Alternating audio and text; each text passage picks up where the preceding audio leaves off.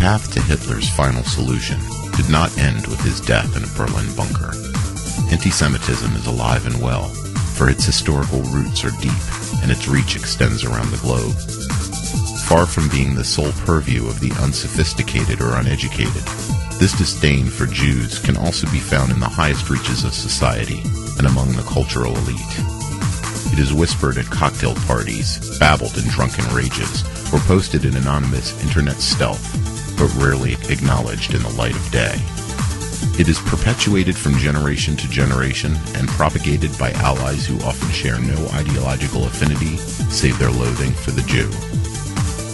There are those who deny and distort the facts of the Holocaust, and those who claim Jews use the Holocaust and anti-Semitism as a crutch or a tool.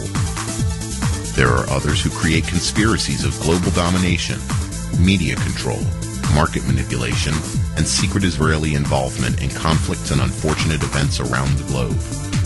Some claim it is a response to Israeli actions toward the Palestinians, although anti-Semitism existed long before the State of Israel, and although the Palestinians have repeatedly demonstrated their desire to end the Jewish state rather than live side by side in peace. Still others act upon this unreasoning hatred, and Jews are the target of increasing violence on several continents. In 2006, the U.S. Commission on Civil Rights announced its finding that incidents of anti-Semitism are a serious problem on college campuses throughout the United States. In Saudi-funded Wahhabi mosques across the U.S., rabid anti-Semitism is fostered from the pulpit, in printed literature, and in video propaganda. Various white supremacy groups, including the notorious Ku Klux Klan, have growing memberships and continue unabated in their dissemination of Jew hatred. Synagogues and temples are frequently put under police guard during major holidays so as to prevent any attack. In fact, several such attacks have occurred, including the 2006 shooting of 6 Jewish women by a Muslim man in front of a Jewish community center in Seattle, Washington. Attacks against Jews in the U.S. are often officially classified as random and reported in the media as such, as in the 2006 case of Muqtada Jabbar, a 24-year-old Muslim man who spontaneously opened fire in a movie theater located in a predominantly Jewish suburb of Baltimore, Maryland. Paul Schramm, a 62-year-old Jewish medical supplies salesman, was shot 3 times and died at the scene. In Europe, Jews are once again subjected to beatings, stabbings, arson, vandalism, and the desecration of synagogues and cemeteries. In France, Orthodox Jews have been the target of regular attacks, as they are easily identified by their distinctive garb and religious compulsion to live within walking distance of Orthodox synagogues. Several of these attacks have resulted in serious injury or death. In 2004, a girl was thrown to the ground and beaten by 20 students who were yelling, "Dirty Jew, dirty Jew."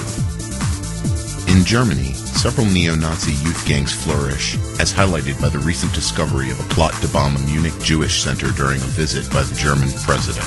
In addition, Germany's Muslim population is largely radicalized and has been used repeatedly as a launchpad for terrorist operations, including the assassination of Israeli athletes during the 1972 Munich Olympics, the attacks of September 11, 2001, and the foiled 2007 plot to bomb several American targets in Europe. Among German youth, the word Jew has recently been adopted as an insult to be hurled during soccer matches and in grade school arguments.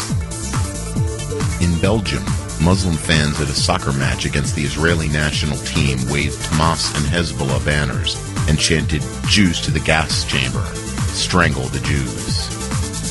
A Jewish woman was attacked in an elevator at the University of Geneva because she was wearing a Star of David pendant. When she reported the attack, which had been perpetrated by Arab students, she was told not to wear the pendant in public. According to a report published by the Stephen Roth Institute for the Study of Racism and Anti-Semitism, in 2006 there were 594 anti-Semitic incidents in the United Kingdom, the greatest number in that nation's history, and a 31% increase from the prior year. According to the report, 112 of these were violent attacks, the highest number in a single year.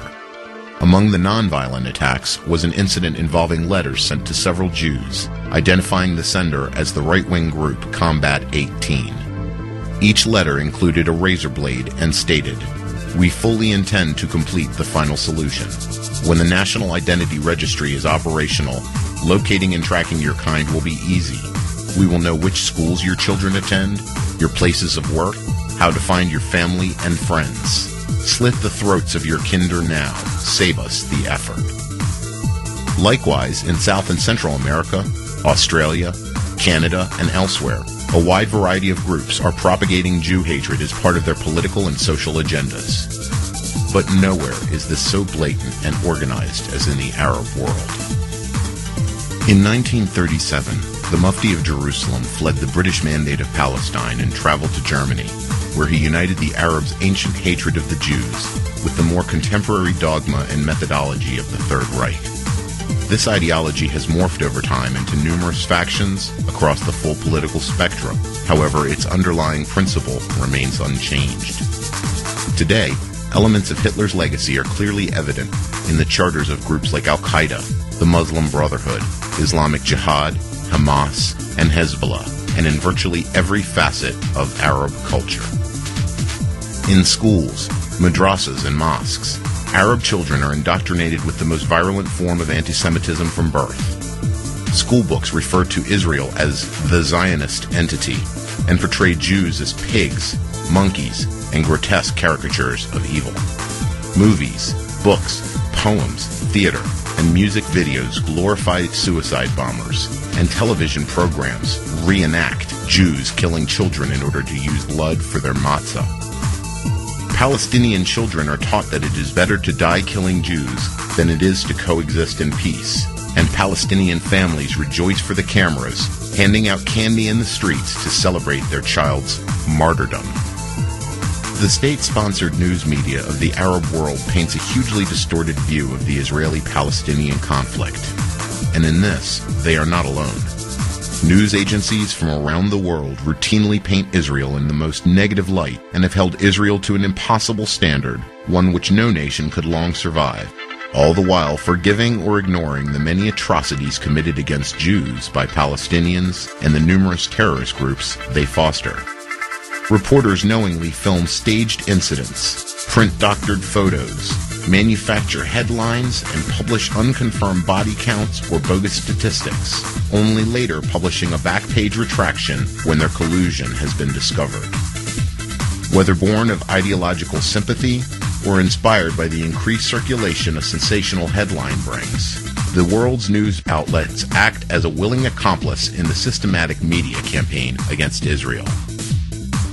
A common tactic in this campaign is the use of diplomatic code words, the most frequent being the use of the word Zionist to create a false distinction between Israel and Jews as a whole. Israel was born of the need for Jews to have a homeland, a place on earth where they can determine their own fate and live free from the regular attacks and pogroms they have suffered since the diaspora. Jews have had a continuous presence in Jerusalem since before the time of Muhammad, so any Muslim claims of prior ownership are historically inaccurate.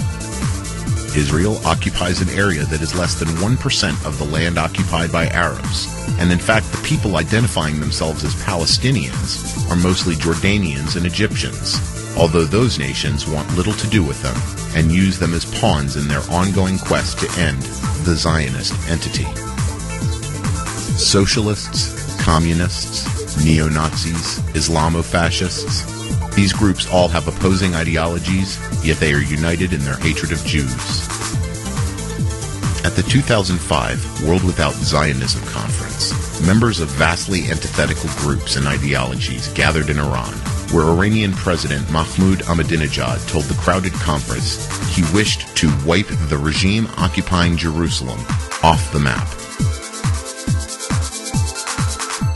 The path to Hitler's final solution has diverged since his death in 1945, but the objective remains the same, and it is more dangerous than ever before.